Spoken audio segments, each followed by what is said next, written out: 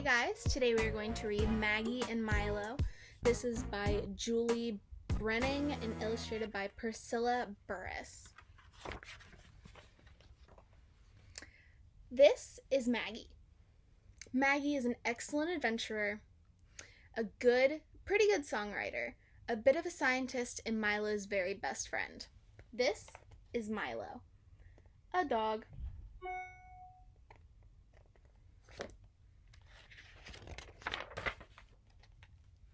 And this is the awesome package Maggie's grandma sent. It had all of the necessities for a frog hunt, boots, and knowledge. Country dogs like Milo don't wear boots. That night, Maggie told Milo we need to get a good night's sleep. Tomorrow, we hunt frogs.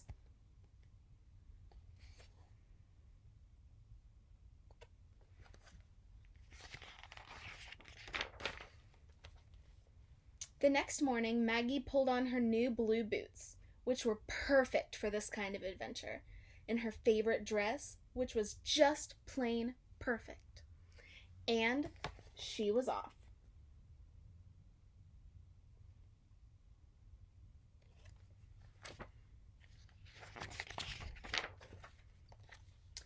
Well, almost.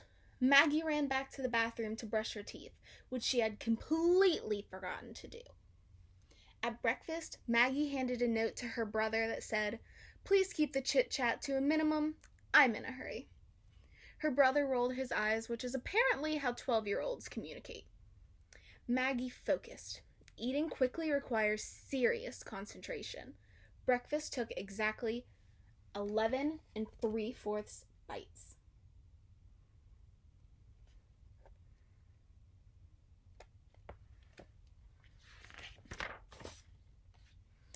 And then she was off. For real this time. "I am Frog Hunter," shouted Maggie. Stopping at the edge of the world, she called, "Milo!"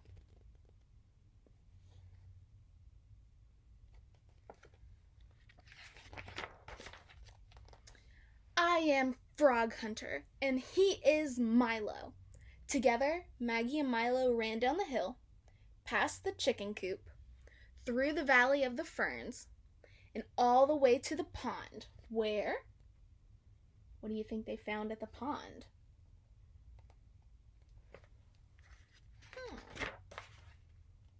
Maggie tested the waterproofness of her new blue boots.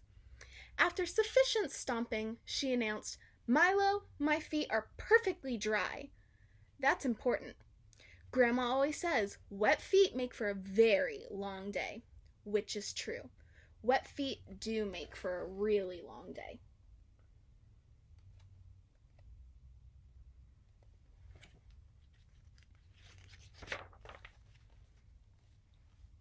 Maggie stood in the water. She waited for a frog. Maggie waited a million minutes. Nothing happened. This was boring. Boring in all capital letters. B-O-R-I-N-G. Boring. So Maggie sang a song. She sang about frogs and waiting and blue boots. Milo wandered off.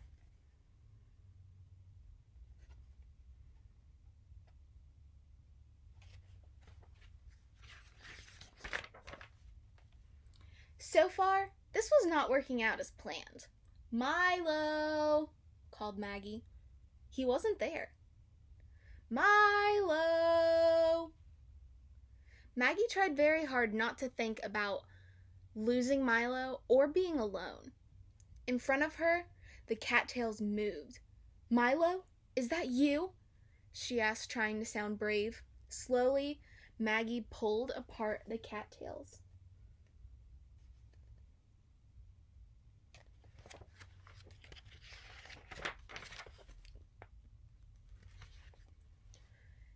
And there in the muck was Milo and a frog. Milo found a frog.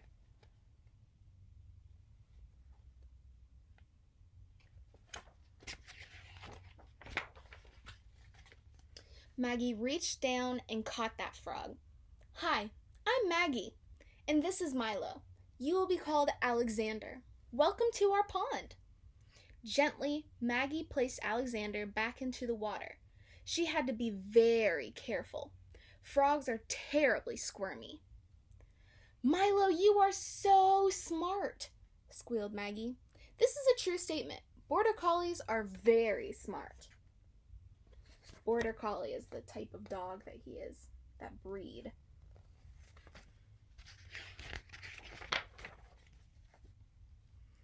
Milo barked, wagged his tail, and ran to another spot. Maggie followed close behind. And there, in the muck, was another frog. Maggie named the second frog Benjamin, and the third one Cooper, and the fourth one Daniel. Do you see the pattern? Alexander, Benjamin, Cooper, Daniel.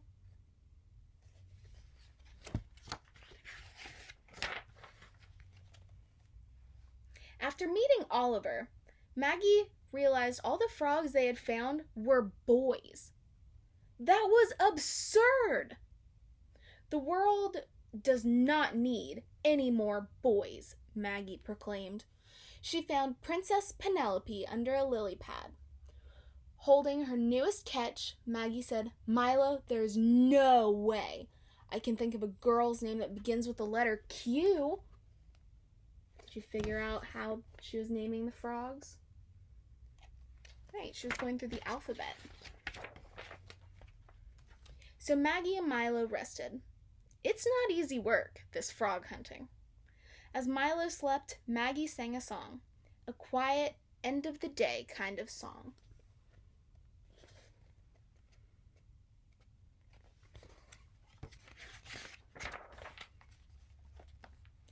Afterward, Maggie and Milo walked home, through the Valley of the Ferns, past the chicken coop, and all the way back up the hill.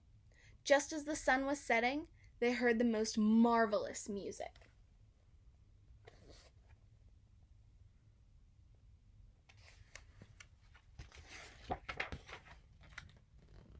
Side by side, they sat on the edge of the world, just listening to the frogs say goodnight. When the last note faded, Maggie said, "Milo, that was the very best day. I cannot wait for our next adventure."